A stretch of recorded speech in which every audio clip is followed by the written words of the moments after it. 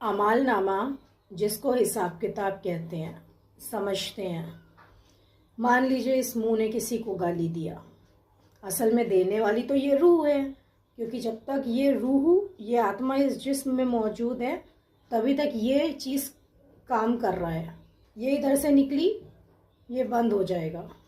तो जब तक ये रूह मौजूद है, रूह अपना किरदार जो है वो अपने इस मुंह से दिखा रही है। तो मान लीजिए उसने कोई बदकिरदारी कर दी, उसने किसी को गाली दे दी। अब उसके आमाल नामे में, उसके कार्मिक अकाउंट में तो गाली आ गई ना। गाली किसने दिया? इस रूह ने दिया, इस मुंह के ज़रिए से दिया। किसको दिया?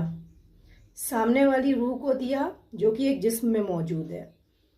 जिस्म से जिस्म का हिसाब नहीं बना, रूह से रूह का हिसाब बना। अब कटेगा कैसे? अब क्या क्या तरीके हैं?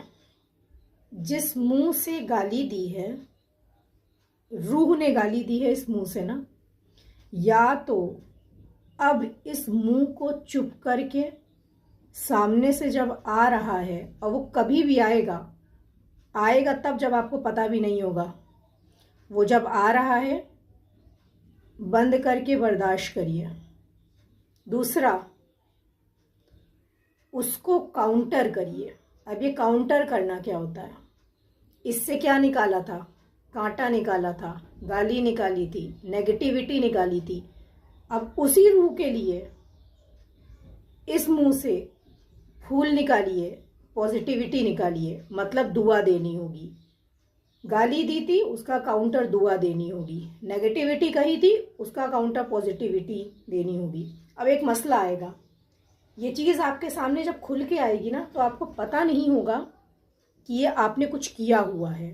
तो अब कैसे पहचाने कि हमने ऐसा कुछ, हमने मतलब इस रूह ने कुछ किया हुआ था? क्योंकि ऑल ऑफ सडन हमारे साथ कुछ अनजान लोग मिलते हैं और कुछ कुछ हो जाता है। हम सोचते हैं ना जान ना पहचान, मैं तेरा मेहमान। नहीं नहीं नहीं, जान भी है पहचान भी है, इसीलिए वो मेहमान है। रूह से रूह की जान पहचान है, अपना हिसाब किताब लेने आई है। तो अब क्या करना है? कुछ आ रहा है नेगेटिविटी, ऐसे ही नहीं आ रहा है, ऐसे कुछ भी नहीं होता है। ऐसी तो दुनिया भी नहीं बन जाती है, हर चीज़ रीज़न से होती है।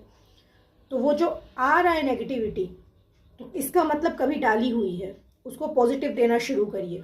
आपको नहीं पता है क्यों आ रही है ना, पॉजिटिविटी देना शुरू करिए। कटती जाएगी कटती जाएगी।